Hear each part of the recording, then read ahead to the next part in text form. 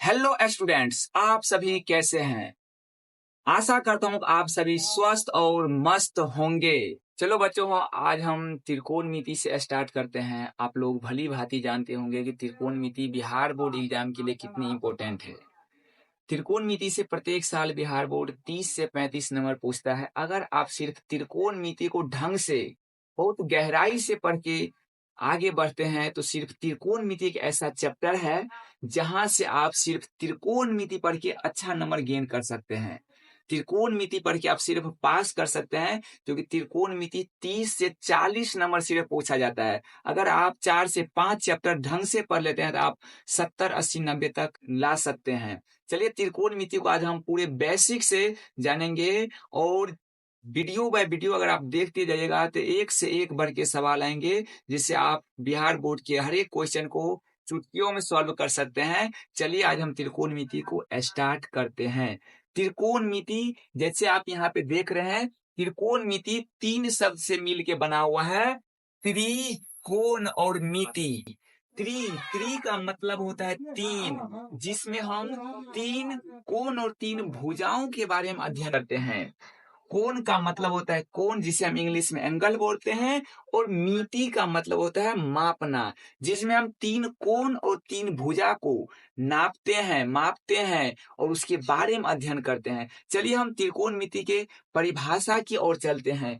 त्रिकोणमिति, जिसमें हम समकोण त्रिभुज के 3 कोण और 3 भुजा के बारे में अध्ययन करते हैं, मतलब पढ़ते हैं और उससे संबंधित सवालों को हल करते हैं। जिसमें हम समकोण त्रिभुज के 3 कोण और 3 भुजा के बारे में अध्ययन करते हैं और उससे संबंधित प्रश्नों को सॉल्व करते हैं, उसे ही हम त्रिकोणमिति कहते हैं। त्रिकोणमिति से कुछ शब्द, कुछ लाइन याद रखना पड़ता है। चलिए, आज हम आगे देखते हैं। त्रिभुज के बारे में भी जानना आप सभी को बहुत फायदेमंद होगा। त्रिभुज 3 रेखाखंड से घिरी बंद आकृति को हम त्रिभुज कहते हैं। त्रिभुज के एक कोण अगर 90 डिग्री के बराबर हो तो उसे हम समकोण त्रिभुज बोलते हैं। यह हम देखते हैं त्रिभुज। त्रिभुज इंग्लिश में इसे हम ट्रायंगल बोलते हैं। त्रिभुज को इंग्लिश में हम ट्रायंगल बोलते हैं। ट्राई मतलब होता है 3, जिसमें एंगल, जिसमें 3 एंगल हो उसे ही हम त्रिभुज बोलते हैं। यहाँ एक समकोण त्रिभुज है, इसमें 3 कोण है। एक ये कोण है, एक ये है, एक ये है, जिसमें ये कोण भी समकोण है, इसीलिए एक समकोण त्रिभुज है। यहाँ पे त्रिभुज के बारे में, ट्रायंगल के बारे में देखते हैं। 3 रेखाखंड से घिरी बंद आकृति को, 3 रेखाखंड से घिरी बंद आकृति को हम त्रिभुज बोलते हैं, त्रिभुज कहते हैं। समकोण त्रिभुज किसे बोलते हैं? इसे हम इंग्लिश में राइट एंगल ट्रायंगल बोलते हैं।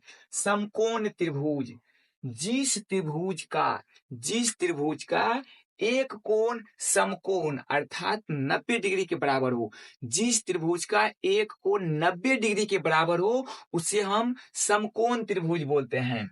समकोण त्रिभुज में 3 मेन फैक्ट्स होते हैं, 3 मेन पॉइंट्स होते हैं, जिसे आप अगर याद रखते हैं तो उससे त्रिकोणमिति बनाने में आपको बहुत सहूलियत मिलेगा, बहुत कामयाबी, बहुत फायदेमंद होगा। ये 3 पॉइंट्स हैं, ये 3 पॉइंट्स हैं। सबसे पहले हम इस त्रिभुज के बारे में देखते हैं। ये त्रिभुज क्या है? यह ABC एक समकोण त्रिभुज है, जिसका कोण भी 90 डिग्री है, यानी समकोण है, जिसका कोण भी समकोण है। ये कोण सी थीटा है। चलिए, इसके बारे में हम पढ़ते हैं और जानते हैं।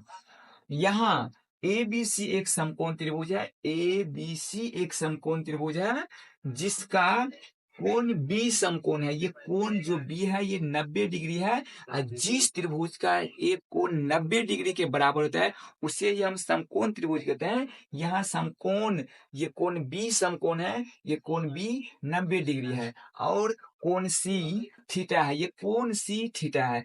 और हम इसके बारे में जानते हैं। पहला पॉइंट है 90 डिग्री के सामने वाली भुजा को, 90 डिग्री के सामने वाली भुजा को, 90 डिग्री के सामने में जो भुजा रहती है, 90 डिग्री के सामने वाली भुजा को कर्ण कहते हैं।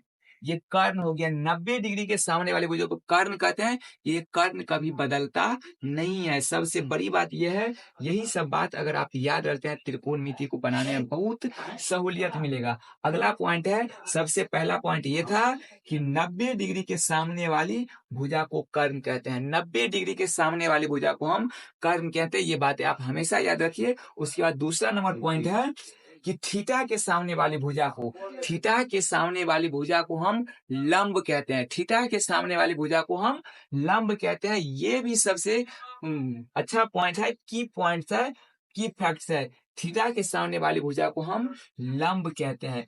थीटा के सामने वाली भुजा को हम लंब कहते हैं। और जो बच गया, और जो बच गया उसे हम आधार कहते हैं। यहाँ पे ये बच गया। 90 डिग्री के सामने वाली भुजा को कर्ण कहते हैं। थीटा के सामने वाली भुजा को लंब कहते हैं। और जो बच गया, तीसरा नंबर पॉइंट है, जो बच गया उसे हम आधार कहते हैं। ये हो गया आधार, ये हो गया आधार।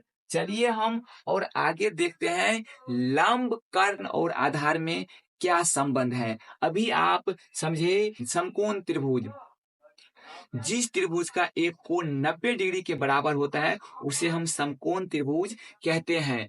समकोण त्रिभुज में 90 डिग्री के सामने वाली भुजा को हम कर्ण कहते हैं। थीटा के सामने वाली भुजा को हम लंब कहते हैं। और जो बच गया उसे हम आधार कहते हैं।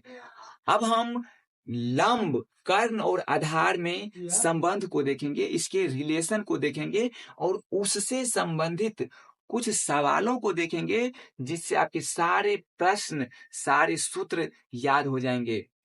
चलिए लंब, कर्ण और आधार में हम संबंध को पढ़ते हैं। एक बात और आप लोग याद रखिएगा कि लंब और आधार थीटा के अनुसार बदलते रहता है। ये कर्ण हमेशा फिक्स रहता है, ये कभी बदलता नहीं है। लेकिन लंब और आधार थीटा के अनुसार बदलते रहता है। अभी हम बताए हैं कि थीटा के सामने वाली भुजा लंब कहलाती है। थीटा यहाँ पे है तब इसके सामने वाली भुजा ये लंब कहलाएगी। अगर यही थीटा अगर यहाँ दिया रहे, अगर यही थीटा यहाँ दिया रहे तो इसके सामने वाली भुजा ये लंब कहलाएगी, तो बच जाएगा ये आधार कहलाएगी। चलिए हम लंब, कर्ण और आधार में आप सभी को रिलेशन बताते हैं।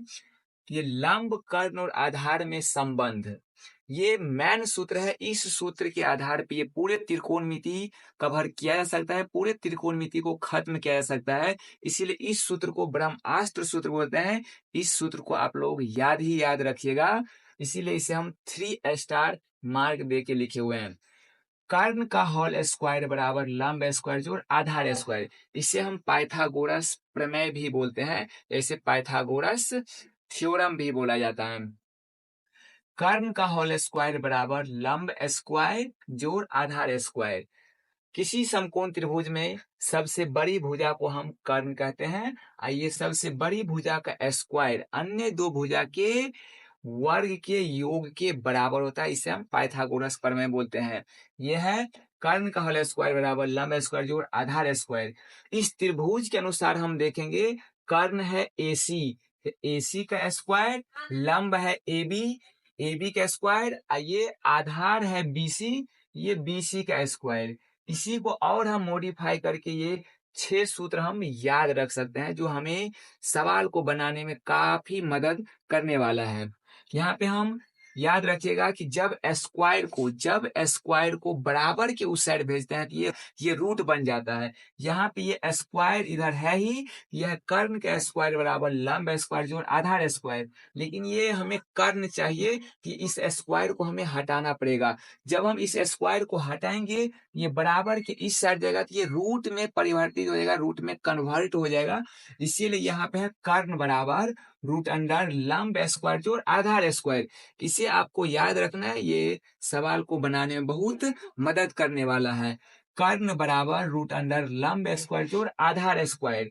यहाँ से हम कर्ण AC है, ये स्क्वायर यहाँ से हट गया तो ये इधर रूट में बदल गया, इसीलिए AC बराबर root under AB square plus BC square. और हम आगे मॉडिफाई करते हैं तो इस लंब स्क्वायर को यहीं पे रहने देंगे, इस लंब स्क्वायर को यहीं पे रहने देंगे, इस आधार स्क्वायर को यहाँ से उठाएंगे और इस साइड देंगे, तो यहाँ पे आधार स्क्वायर प्लस में है तो ये बराबर के उस साइड जाएगा, तो ये माइनस में हो जाएगा, ये माइनस में हो जाएगा, इसीलिए यहाँ पे है लंब स्क्वायर को हम यहाँ पे लिखे, ये आधार स्क्वायर को बराबर के इस साइड में माइनस में जाए, क्योंकि कर्ण स्क्वायर माइनस आधार स्क्वायर, यहाँ पे हो गया लंब स्क्वायर बराबर कर्ण स्क्वायर माइनस आधार स्क्वायर।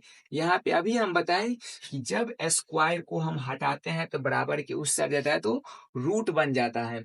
यहाँ पे ध्यान देना है, यहाँ पे चित्र के अनुसार ये लंब है AB, तो AB स्क्वायर बराबर कर्ण है AC, AC का होल स्क्वायर माइनस BC का होल स्क्वायर। यही हम देखे तो लंब यहाँ से स्क्वायर हट गया, ये स्क्वायर हटेगा इस साइड में ये रूट बन गया, तो लंब बराबर रूट अंडर कर्ण स्क्वायर माइनस आधार स्क्वायर, लंब बराबर रूट अंडर कर्ण स्क्वायर माइनस आधार स्क्वायर। इस चित्र के अनुसार देखे तो लंब है AB, ये AB बराबर रूट अंडर AC स्क्वायर, कर्ण का स्क्वायर माइनस आधार स्क्वायर मतलब BC का स्क्वायर, BC स्क्वायर, AB बराबर root under AC square minus BC square.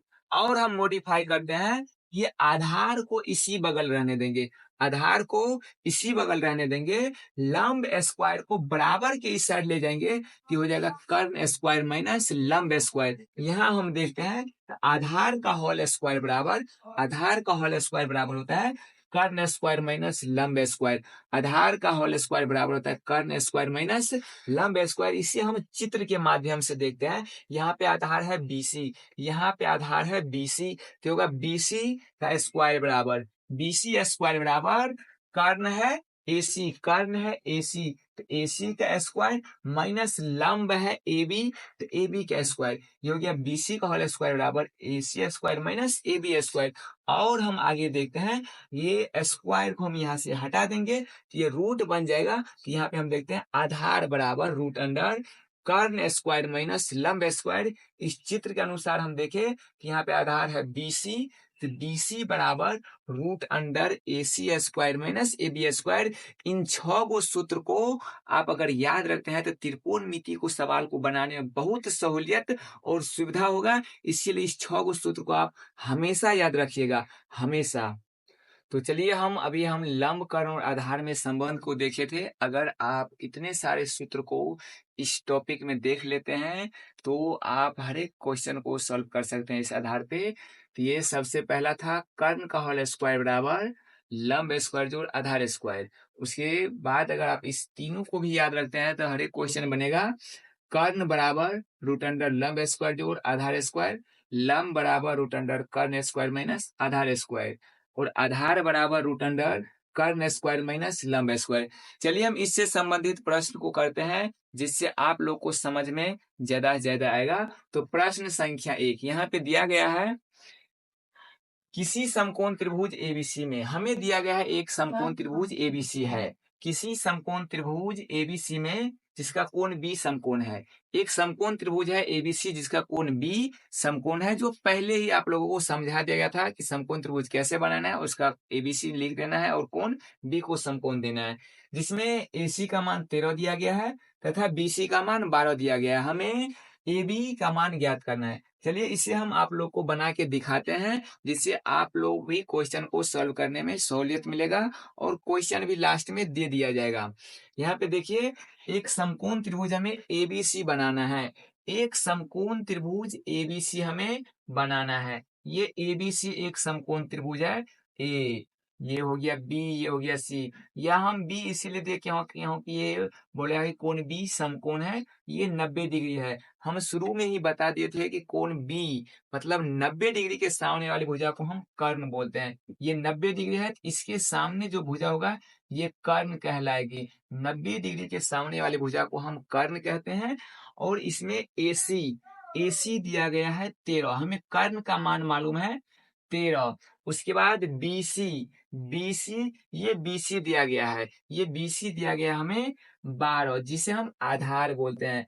हमें AB का मान ज्ञात करना है। सबसे पहले कैसे बनाना है इसे आइए हम देखते हैं। इसमें सबसे पहले बनाने के लिए यहाँ पे हम लिखेंगे हल, और इसमें हमें दिया क्या गया है वो लिखना है। यहाँ पे ABC एक समकोण त्रिभुज है, यहाँ पे लिखना है कि ABC एक समकोण त्रिभुज है। ABC एक समकोण त्रिभुज है जिसका जिसका कोण B समकोण है, कोण B समकोण है। आप जानते ही हैं कि अभी सूत्र ये बताया गया है, आप ये सूत्र बना के आप निकाल सकते हैं। ये है मेन सूत्र। ये इस तीन में कर्ण, लंब और आधार में कोई दूगो दिया रहे तो आप तेसर को निकाल सकते हैं। यहाँ पे दूगो दिया गया है, यहाँ पे कर्ण और आधार दिया गया है। हमें लंब चाहिए, हमें लंब चाहिए। हम डायरेक्ट ये भी सूत्र लगा के हम निकाल सकते हैं, या ये भी सूत्र लगा के हम निकाल सकते हैं। अगर ये सूत्र हम लगाते हैं तो बहुत ही जल्द क्वेश्चन बन जाएगा, बहुत सहूलियत होगा बनाने में। चलिए हम आप लोग को बना के दिखाते हैं। यहाँ पे हमें लंब चाहिए, यहाँ पे लिख देना है ज्ञात करना है, ज्ञात करना है, ज्ञात करना है AB, AB। तो हम लंब बराबर सूत्र लिखेंगे, ये लंब का सूत्र लिखेंगे। तो लंब बराबर रूट अंडर कर्ण स्क्वायर, कर्ण स्क्वायर माइनस आधार का स्क्वायर। ये कर्ण है, कर्ण है AC, तो AC का मान दिया गया है 13। ये हो गया 13 का स्क्वायर माइनस आधार है BC, तो BC का मान दिया गया है 12। यहाँ पे हम 12 का स्क्वायर देखेंगे। अब हम आगे देखते हैं। 13 का स्क्वायर होता है 169, 13 का स्क्वायर होता है 169, 169 माइनस 12 का स्क्वायर होता है 144, 12 का स्क्वायर होता है 144। अगर आपको किसी संख्या का वर्ग निकालने के लिए बोला जाए, तो अगर जिस संख्या का वर्ग निकालने के लिए बोला जाएगा आपको उसी संख्या से गुना करके लिखना है। यहाँ पे 13 का वर्ग बोला गया था, 13 का वर्ग, तो हम 13 को 13 से गुना करेंगे तो 169 आएगा। यहाँ पे है 12, तो 12 का वर्ग 12 को 12 से गुना करेंगे तो 144 आएगा। ये याद रखना है। अगर आपको किसी भी संख्या का वर्ग निकालने के लिए बोला जाए तो आपको उसी संख्या से गुना करके लिखना होता है। तो यहाँ पे हम लिख दिया 13 का वर्ग 169 और 12 का वर्ग 144। अब हम इसे घटाना है, अब हम इसे हम घटाएंगे। अगर हम इसे हम घटाते हैं, अगर हम इसे घटाते हैं तो रूट अंडर बचेगा 25, रूट अंडर बचेगा 25। और इसे अगर हम तोड़ के देखें, इसे हम लिख सकते हैं 5 गुने 5। अगर हम बता दें कि अगर रूट के अंदर में दूगो एक रंग संख्या हो तो एगो संख्या निकल जाता है। अगर रूट के अंदर में दूगो संख्या एक रंग रहता है तो एगो संख्या निकल जाता है। यहाँ रूट के अंदर में है 5 गुने 5, इसीलिए ये निकलेगा 5, इसीलिए ये निकलेगा 5। तो इस क्वेश्चन का जो हमें AB निकालने के लिए दिया गया था उसका आंसर आ गया 5। अतः लिख देना है, अतः AB बराबर 5। ये क्वेश्चन मेरा बन गया। इसी के आधार पे आप लोगों को एक सवाल दिया जा रहा है जो आप लोग बना के रखिएगा। अभी मैंने आप लोगों को एक सवाल बना के दिखाया, उसी के आधार पे एक क्वेश्चन और दिया गया है जिससे आप लोग को बनाना है। यहाँ पे है किसी समकोण त्रिभुज ABC में जिसका कोण B समकोण है, किसी समकोण त्रिभुज ABC में जिसका कोण B समकोण है, AB का मान है 5 तथा BC का मान है 12, तो AC का मान ज्ञात कीजिए। जिस प्रकार अभी मैंने बताया उसी प्रकार से क्वेश्चन बनने वाला है, आप लोग जरूर बनाइएगा। अगर हमारा वीडियो आप सभी को अच्छा लगे तो हमारे चैनल को सब्सक्राइब और शेयर करना ना भूलें, और बेल आइकन को दबाना ना भूलें, क्योंकि यहाँ पे कोई भी वीडियो डाला जाएगा तो सबसे पहले आप सभी को नोटिफिकेशन मिल जाएगा। धन्यवाद, जय हिंद।